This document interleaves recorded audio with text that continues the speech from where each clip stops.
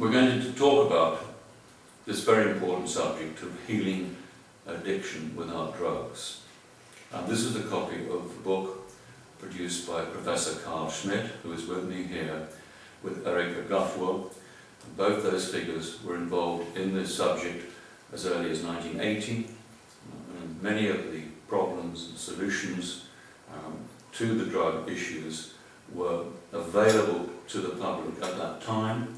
And here we are now 29 years later, with drugs and alcohol addiction costing society somewhere in the region of £39 billion a year. Yet the solution was available 29 years ago. So here I'm going to introduce Karl Schmidt, and we're going to talk about this history of how this all came about and his role in it. Karl, where did you first meet, I think, Meg Paterson, Dr. Meg Paterson, who was a key figure following the discoveries of Dr. Wen in Hong Kong? Well, I was very lucky when I came back after 16 and a half years overseas, Southeast Asia 11, first professor of mental health, University of Malaya, and then 5.5 years in the South Pacific. I was so lucky to get his consultantship at Yeovil District Hospital. Couldn't have found a better place. Now, one day I had several outpatient clinics, and one was in Langport. And as I drove back towards Yeovil, I heard a lady talk about what she called NET, Neuro Electric Therapy, involved in addiction treatment. Well, I was fascinated, because when I left Britain for overseas, as mentioned, there was no major drug problem, except of course for alcoholism, which always had been there. But when I came back suddenly, there was now an enormous addiction problem to other drugs than just alcohol. So I was fascinated. And Mike Paterson convinced me there was something exciting, something new. And I thought we, as psychiatrists, should take this up on a large scale. Well, that apparently didn't happen. Either nobody else listened to her, or people didn't take it as an important event. Well, I did. And then I saw Dr. Margaret Paterson again, a Hong Kong surgeon of considerable standing in Southeast Asia, following Dr. H.L. Wen, a neurosurgeon in Hong Kong, who started the whole business. I got the Somerset Area Health Authority to invite Dr. Margaret Paterson to give a lecture at Yeovil District Hospital, and then also they were kind enough to appoint her to my staff, and she taught us the method. Now, Margaret Paterson, being a surgeon and not a psychiatrist, and having a healing personality, her presence healed people. Unfortunately, she passed away in 2002 on the Mexican-USA border. She was such a fantastic person. You felt well in her presence. Well, I felt that was very important. So I got permission from Somerset Area Health Authority to set up a treatment program for addictions at Yeovil District Hospital. We realized that and a very cooperative team, including Erika Guthwell sitting here with us. And she was a key person. Now, I realized then that the electrostimulation, which has the objective of giving a basis for a treatment of addiction, that is establishing the normal endorphinergic state, the feel-good factor, which fortunately all of us here own and have a good production of it going on. I then realized that methadone, which I also had enthusiastically prescribed because there was nothing else, was preventing a healing process of addictions. Because methadone stops, intercepts, strangulates the normal endorphinergic production which gives all of us here the feel-good factor. So I felt then that methadone was really the sinner. Also, it gives the wrong message to the addict friend, and all our patients have become our friends. I think I can say this, Erika. All our patients really became our friends. They did. And they still are. Well, as I say, I realized that the electrostimulation was only creating the basis for addiction treatment. It wasn't the treatment for addiction itself. It establishes a normal endorphinergic state on taking off all the drugs of addiction, including nicotine and alcohol. There is one caveat here. If you are addicted to benzodiazepines, for instance, Valium, Librium, then you have to train this off. You can't just stop like this. Otherwise you get epileptic fits or even status epilepticus. So, having got the basis from Dr. Margaret Paterson, I then realized that addiction cure programs must access all four major dimensions of the human personality. One, the physical, the neurobiological as discussed. Two, the psychological, the thinking about drugs, the hang-up. Three, the social. Most addict friends, and I say addict friends because they have become our friends and still are dysfunctional socially, usually in socially dysfunctional settings. So we have to do something about that. And then we also, I personally, this is not shared by everybody. I feel if you have no goal in life, no purpose, no belief system, well, why not become an alcoholic or other addict? This is the basic philosophy. That's very interesting because you make the point that it is a very wide subject with many component parts. And my own belief is that we have to look at an A to Z solution to the problem, which starts with identifying people who have lost their way, who have poor quality of life, and who are tempted to use or abuse drugs or become addicted in the first place. And what I think I can explain a little more clearly perhaps to some of the listeners is that the purpose of NET is the discovery that if you pass a low voltage current from behind one ear to the other ear at the acupuncture points, a low voltage current, then you realign the receptors within the brain, which allows that endomorphine feel-good factor to return. So the cure is straightforward, and I think you said to me that just keep wearing the kit, which is actually worn for a week, the first week, even within the first few hours, you're virtually resetting the brain, which is electric, mechanical, complex. We're just beginning to understand how it works and what we can do. But you're literally resetting the brain so that no further drugs or prescription drugs are required in the healing process. Well, couldn't improve on that. Thank you. That's good. And at the same time that you and Meg Paterson were doing this marvellous work at Yeovil, and I was approached by Margaret Twydale at a public meeting when we were discussing the problem of drug crime at a political meeting, where people were very concerned about how bad things have become. And one of the features there was that 90% of the inmates of Exeter Jail were there for either drug or alcohol-related problems, drug or alcohol-related crime or illness, etc. So if the large majority of people in our jails, and I'm told the same situation is true of other countries in the world, then this is a massive problem to be resolved. And at the time that you and Meg Paterson at Yeovil Hospital had shown such good results, and Margaret Twydale, when she came up to me after the meeting, said that you had achieved 9% success rate in broad terms, with only 10% of the people failing to make the course.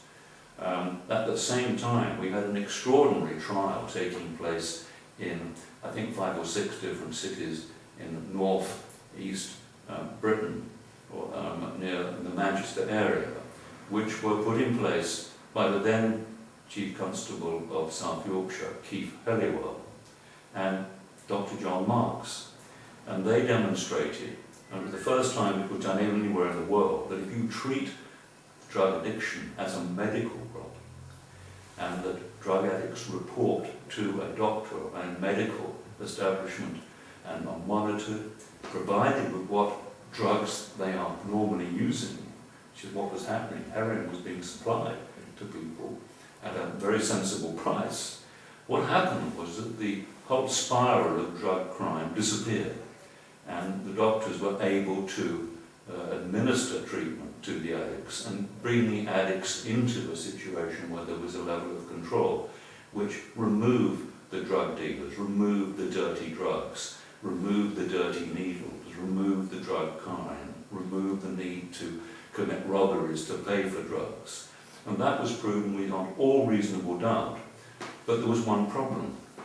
It was not politically acceptable to treat drug addiction as a medical problem. And in addition, the doctors at that time clearly weren't connected in with you and Meg Paterson, because they were prescribing methadone as a solution while these people were in supervision, and other prescription drugs. And so the problem wasn't being resolved, as you quite rightly say, because methadone stops the formation of the endorphins, which provide the feel-good factor.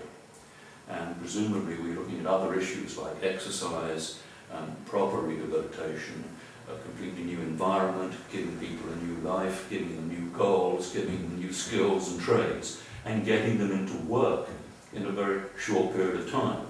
And I think that your own work showed that from the first week of wearing the TENS equipment, as it's called, there's a further 4 weeks of rehabilitation under strict supervision and organisation.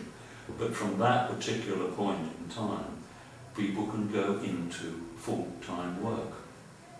Is that broadly a good analysis? Quite so, yes. We, as probably pointed out, we felt that the electrostimulation was not a cure for addiction. It was a cure for either prevention or otherwise of the drug withdrawal syndrome, the cold turkey, and invaluable as that. There is nothing better. And of course it's drug-free. It doesn't give the message to the addict that his salvation can come from drugs. The wrong message. That's the wrong message methadone gives. Erica, can you give us just some of your reactions? You've been involved in this right from the start, and you remember Meg Paterson, and you were involved in the rehabilitation process for many of Karl's patients. Can you give us some of your thoughts and feelings and background of that situation? Well, I think the first patient we had was a young lady called Victoria, and she was very dependent on drugs, and her family were extremely worried about it. And she came to stay at my house, and I followed out the treatment as prescribed by Dr. Schmidt, with the electrodes on the ear here, on the mastoid area, and put it on for 4 days. And she herself was in charge of the machine, the frequency, as to when it was comfortable, you know what I mean. And first she was a little awkward, but gradually she changed. And then after 4 days, she said to me, "When do I come through the withdrawal symptoms?" I said to her, "You have come through." What she said. And she was so surprised and so pleased that she was upstairs, and before I could stop her, she was on her way home. But fortunately I found her, told her parents, And they were extremely pleased about it all. And she eventually went home, and her mother and father came and said to me, "Thank you for giving us our little girl back. She is absolutely normal." That's a wonderful description. But that is quite true. Wonderful description of the success here. And this is the image which should be looked at from the trials that took place in Scotland 2 years ago of somebody called Liz. And you can see her face, day 1, day 3 and Yes. day 6. Yeah. You have the most incredible photograph and proof of what that treatment did in that short space of time, giving somebody back literally their face and their looks, having that gaunt, haggard, awful look of the heroin addict. She'd been a heroin addict for 10 years, and those 6 days had changed her life. And this is what Erica was talking about. This treatment was available in 1980, and Karl had many patients over the period 82 to 83 in Yeovil Hospital. And this to me is the proof, staggering importance, to show that it's taken us 29 years to catch up with this incredible and important technology, and also the political will to realise that we are looking at real live people who have real needs, goals, ambitions, and need to be not commandeered and taken over by the state, but to have their free will returned to allow them to do basically what their mind and their conscience and their benevolent nature really requires them to do. If I may come in, the answer which the prisons minister wants to build super prisons with costing £20 million, total waste of money, because it is not necessary. If you treat the addict friends, they will stop, commit acquisitive crimes to, quote, maintain their habit, unquote. Yes, that's very important. Bigger prisons, bang them up, big stick, the state telling people what to do, and people who were rebelling inside against the state control, the state system. And one of the best examples in my experience on this subject is how when murderers were given horses, mustangs, wild mustangs to look after in Arizona, their whole lives changed. When prisoners in jails could go and milk the cows and go into the fields and grow crops and do all the farming things, which is what man's been doing for 10,000 years, that brought a change in the character of the individual. And so that kind of rehabilitation and work within the prison system is absolutely crucial. But what has the state done?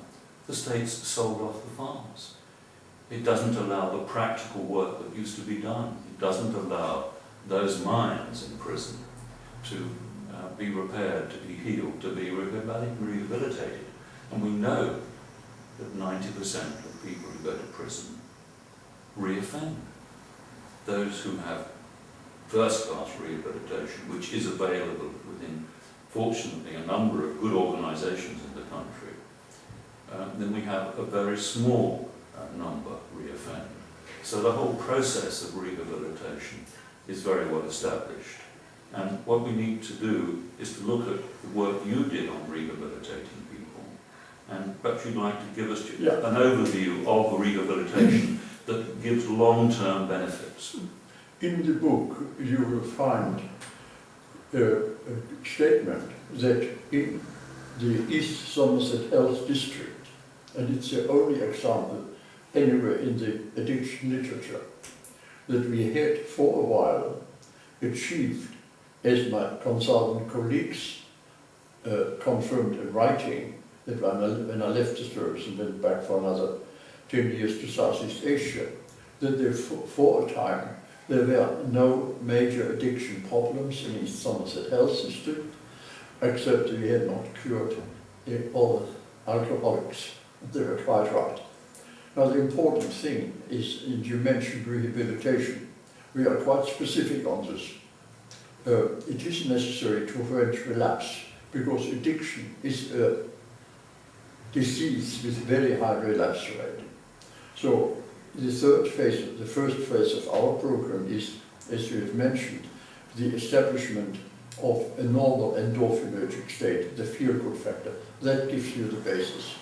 Then comes the treatment for the addiction itself, takes 1 month, and then the utterly important third phase, follow-up 3 times a week for 2 years to prevent relapse.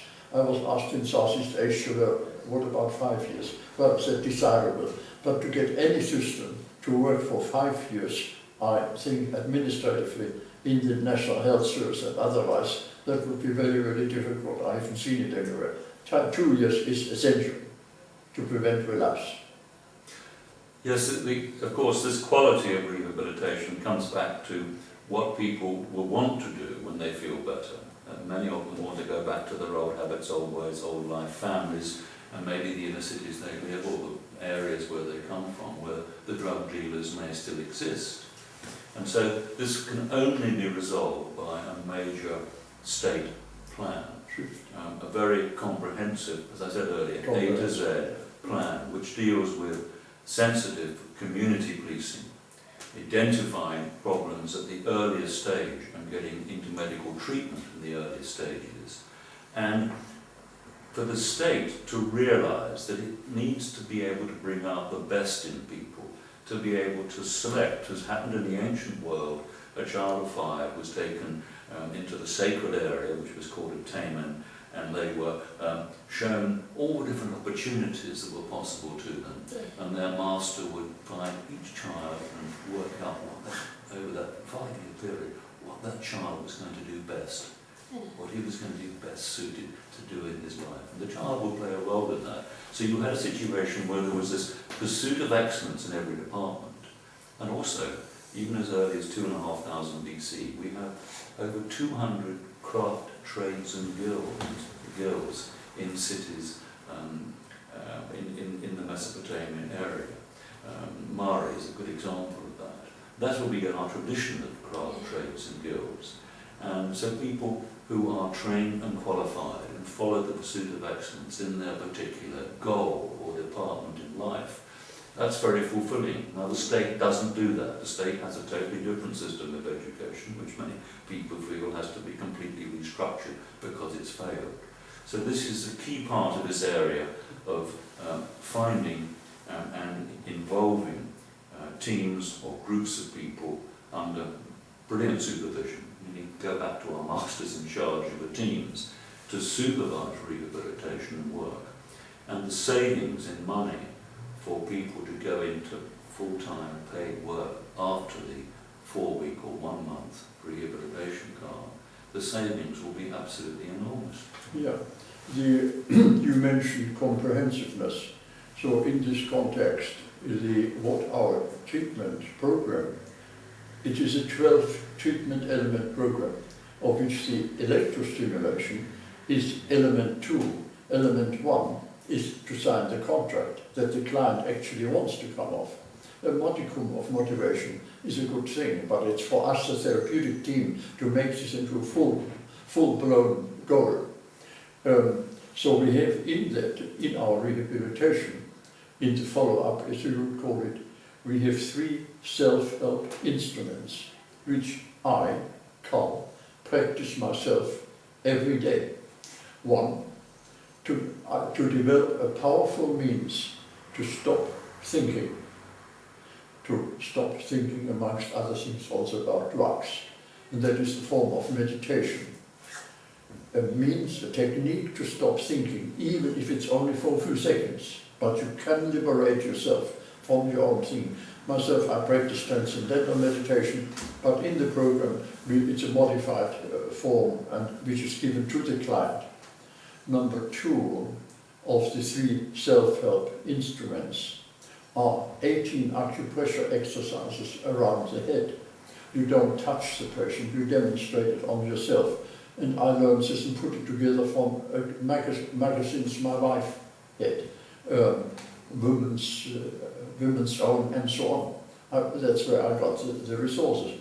18 acupressure exercises. Now we haven't had any laboratory tests on this, that it actually stimulates endorphin production, helps with it. But clinically, if you have the client there, well, they all do feel better after the 18 acupressure exercises around the head. And number 3 of the self-help techniques, self-help instruments, 3 of the 12 element program are a set of modified yoga exercises. Now, 10 basic exercises, 5 exchange exercises to change it every day a little bit, and 5 introductory exercises. Now, I don't do them all, but I do every day, before I get out of my pajamas, I do my 10 press-ups. Then I hang myself for 6 minutes by my feet on an inverter for blood supply to the, so that I don't lose all my hair, to a little bit to the brain, that I don't become totally stupid, and 3, importantly, to prevent any danger of venous infection here. So difficult, if you have to go to the surgeon, you have to cut them out because of phlebitis. And 4, to allow the vertebral column to keep extended, to prevent osteoarthritis of the vertebral column. So no problems. And then I go after that, so first 10 press-ups, then I hang myself, during which time I do my transcendental meditation. And then I go on a frame 15 times the legs, 15 times the trunk, another 15 times, another 15 times. And then I have my first fruit juice in the morning. So these are self-help instruments, 2 very important which should with advantage become habits of every one of the clients. As most of them, they did, and still do, because we keep in contact with our clients. Yes, this brings us to this whole issue of individual responsibility, which is something which is being talked about a lot now. And we're seeing this with a number of very, very excellent groups of people who are looking at neurotherapy, taking your work much further forward, and recognizing that we can actually have something called neurofeedback, which is getting messages back from individual brains as to what is right and wrong within them. And this is the new, very exciting science which Marty Wirtz has been developing in America, and which is being looked at very seriously by a marvelous organisation called LifeWorks. Now, when I come to pub lunch with you every now and again, you always insist we have an hour's walk after lunch, which with my dodgy legs and knee replacements, I did manage to do when I came to see you last.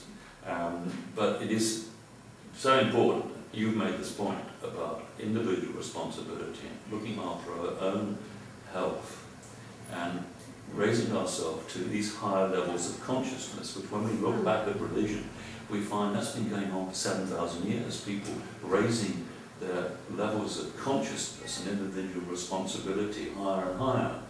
And I don't want to go into too much detail on that, but when we look at the people in the cross-legged meditation, yoga position, we find this with Isis in Egypt, with the ballpark players in Yucatan.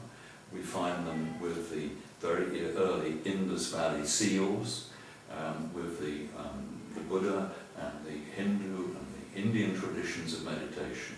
And we find it too, most interestingly, within Cernos, who is the Celtic god, and amongst the Druids, that meditation wasn't a religion as such. Meditation was about the way of doing things, about improving and raising your individual conscience so that you could do your best for the community. And this is the breakthrough. And I'm not going to make any excuses for bringing a little religion in here, because some of the new research carried out on Jesus' actual teachings show that what Jesus was doing was he was much more interested in good government and good people. The Sermon on the Mount makes that point very clear. But also he was teaching Surat Shabad Yoga, which is soul-word union, which is a form of meditation and higher consciousness for individuals. So what you're talking about, and the message for rehabilitation, is bringing out the best in people, which I think is a good term, rather than the beast in people, and allowing their individual levels of consciousness to rise to highest levels. Yes, this I would probably put it, to allow yourself to enter this marvelous situation where you are yourself in charge. Yeah. Self-confidence. And for so many people, women in particular throughout the world, who have been put on a lower level than men, to give them back their self-confidence and to treat them with the total equality that they used to be treated, Their will humanity. be a major step forward. Their humanity. So these are all component parts in a better world.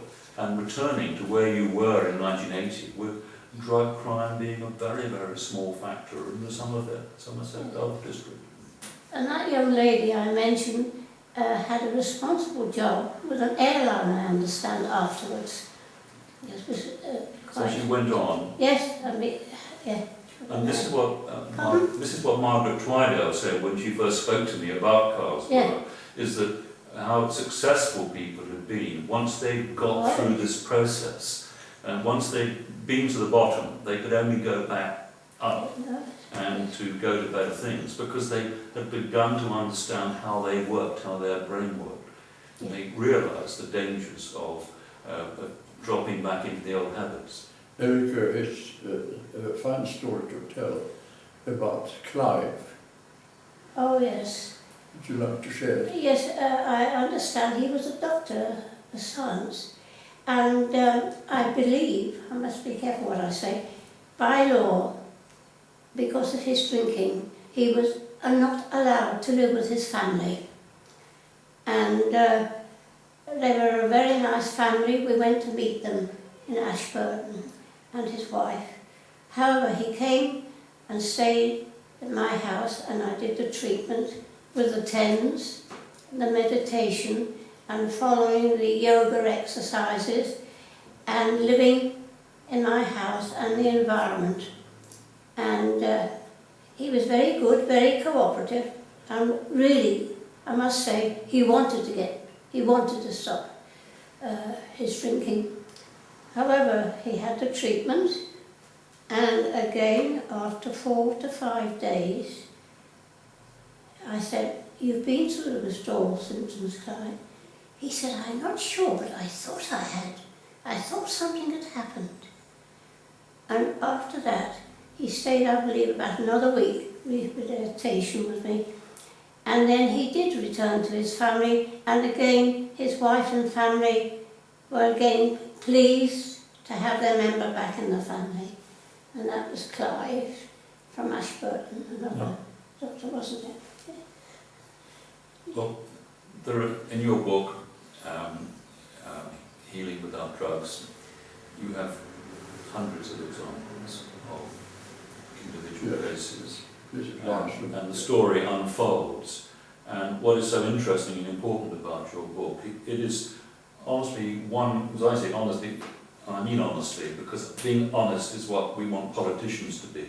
We also want them to have the courtesy to respond and reply and to examine issues.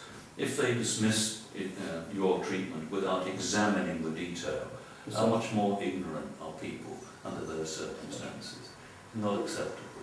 And so this book provides a background which is almost, it is really a one-man battle with the establishment to recognise something of the utmost importance. Now, if we're talking about 30 years and current cost of 39 billion, we're talking about unimaginable sums of money being wasted on drugs and alcohol, etc. And on programs. Which needn't be wasted. And on programs. And on all the various programs. MP's methadone maintenance programs, not curative treatments, no, maintain the addiction, from which it is very much more difficult to come off methadone than from the original drug that they were addicted to. So they're going from the frying pan into the fire. Yeah. Yeah. Yeah. My special interest is in this concept of getting people into work and training in practical areas. And I've coined the term work groups for wildlife because in rural Britain, which has been very seriously neglected by government, who has not listened to the master craftsmen in the countryside. We have a crisis situation where very large areas of the countryside of cattle and sheep have been removed, where people living there have left, where a whole range of wildlife activities, countryside management have been abandoned through a failure to understand that the infrastructure needs to be put in place, and these are capital items, and our farming industry has not been allowed to be viable. The red tape, restrictions, the attitude that Britain is good for tourists and not much else, so let's not worry about our farming and food production infrastructure. But within those areas there are an enormous number of jobs, and they can come under the heading of work groups for wildlife. Many other schemes, many other organisations, the British Trust for Conservation Volunteers, for example, I can do a long list of individual organisations reliant on lottery funding, for example, and private funding, but never quite know what they're going to be able to do next year or the year after, which is unsatisfactory. There was one very prominent organisation in the southwest of England which failed to get its lottery money and closed down, which was a very good rehabilitation organisation. And I noticed at the same time that the RSPB, which is one of the richest charities with an annual income of 44 million a year, received a lottery grant to buy a farm in Wiltshire. And yet this marvellous rehabilitation charity in the southwest didn't receive a penny. Except for me. That's right. So I'm giving every day £5 to one of the numerous charities every day of the year, and that is one of them.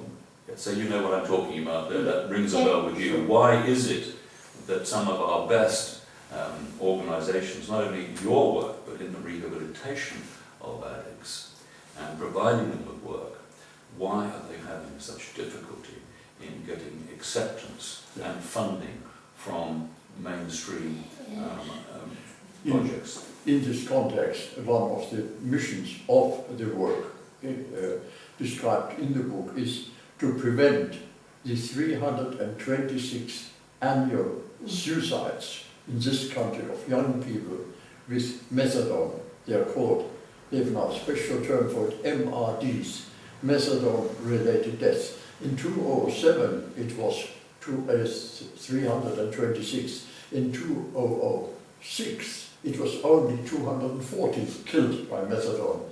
Now, I haven't been able to get from the Home Office yet the data for 2008.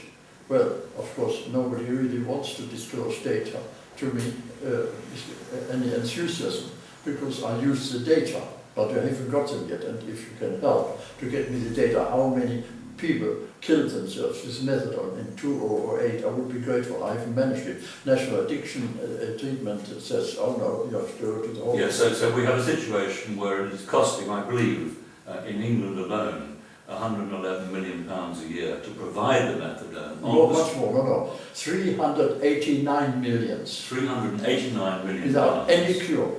Not a shred of evidence. To provide the methadone, which is killing over 300 people a year. Yeah. And it's still going up.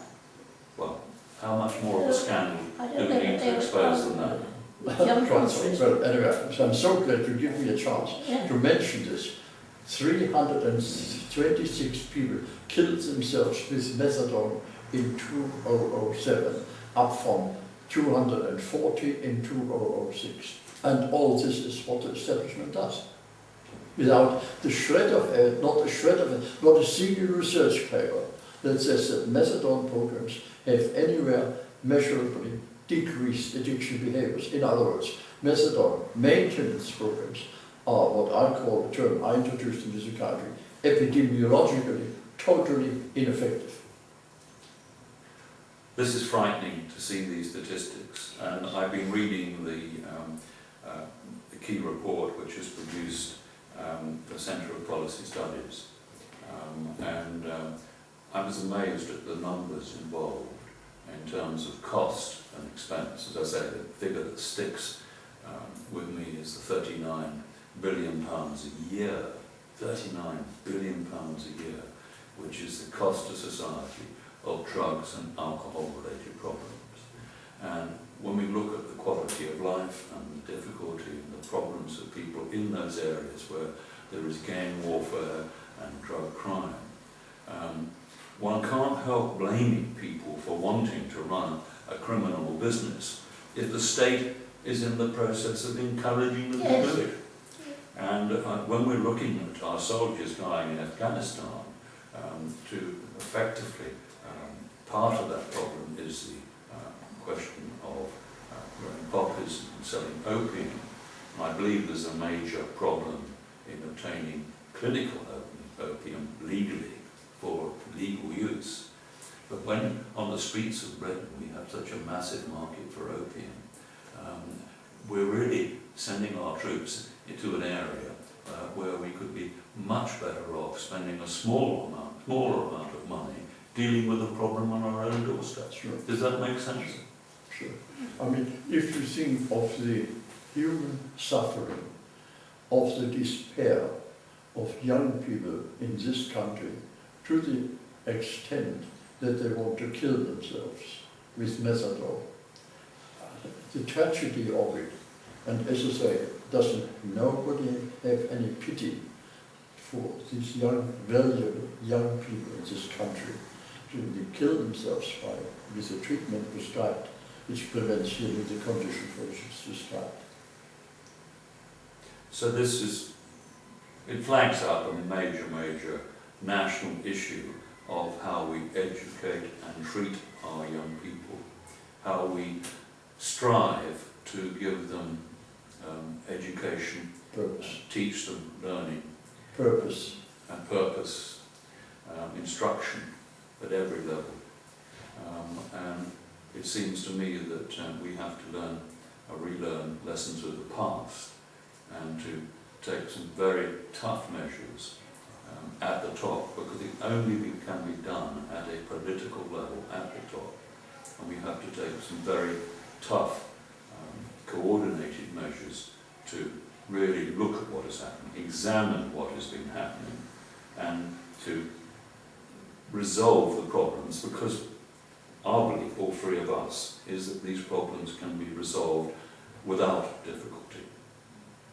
Well, you have to be clever. You have to be clever in the choice of your parents. And I've been very clever in that choice.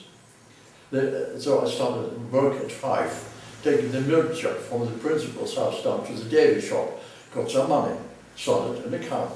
At 7 I did the shopping, greengrocer, butcher and so on. And so by the age of 7 I had enough money to buy myself a mandolin, by the age of 8 to buy myself a violin, and by the age of 9 to buy myself a bicycle, and so forth. Been very clever in the choice of my parents. Yes, well that was great. You had those great opportunities, and one might argue that those young men who were taken to sea by the press gangs and did their 5 years or 2 years or whatever apprenticeship in the British Navy actually made good at the end of the day, however hard and vicious it might have seemed. And we've got to remember, I think it was the Children's Act of 1927, which reduced the number of hours for children and women working in the mines and other areas from something where kids like 14 hours to 12 hours or something like that. Where we were 120, 150 years ago in our attitudes towards people going to work and being trained as apprentices, and what that actually meant in practice. It's very difficult to reconcile modern thinking, modern politically correct thinking, in saying that we can't possibly treat this person medically unless he signs the form and agrees to be submitted to NET, as is the case at the moment in all the trials that are now being done. We are in a favourable situation that Scotland is leading England with more work and more trials on your techniques, on the NET technique. So some progress is being made, but we don't want it to wait years and years before we take some really firm steps, because the work's been done. the issue has been resolved. The problems are so simple and straightforward. We don't need years of expensive research to tell us something we already know. Is that a fair comment? Very well put. Because it has been known what to do, as you said, since 1980. So in summary, I'm going to do a little summary of my own. We have an incredibly important science, which we now call, I believe correctly, neurotherapy. It's being moved well forward in America by Marty Wirtz and the work he's doing to show that when people feel good and have all the feel-good factors and are producing the endorphins, they can actually heal themselves, their bodies heal. We have a marvellous capacity for healing ourselves if we're looking at things in a positive way and we can raise our consciousness to higher levels. And with neurofeedback, we can actually look at what's going on, the three segments of the brain, and balance those three segments of the brain. So this is very exciting, new, sharp-end knowledge. But at the heart of it lies that basic work which you were doing with Meg Paterson, which is a simple process of passing a low voltage current from acupuncture points, which we wouldn't know about with our ancient Chinese knowledge, and producing a situation where it's rather like pushing a reset button for our electrical mechanism between our ears and getting people back onto the right path. Well, So would you like to give us a summary how you see the situation at the moment and the way forward, Karl? well, I feel the way forward is to practice curative healing treatment programs without drugs. Treatment programs which must first face very quickly within hours establish a normal endorphinergic state, to heal the addiction itself, in our case with 12 treatment elements. It does take a month.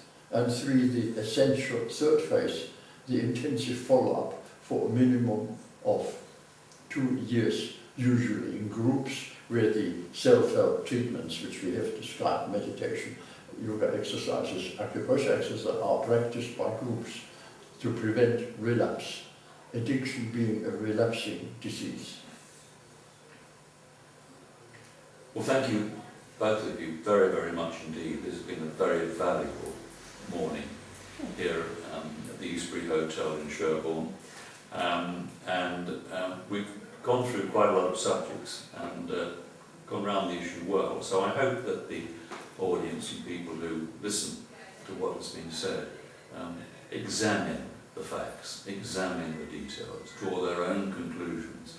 But please don't dismiss it as mumbo-jumbo, and let's not spend any time at all for that matter, delay in getting this process of the cure and the rehabilitation properly implemented for the sake of the people, not only of our country, Britain, but everywhere else in the world where this is now such a major problem. Thank you. Thank you.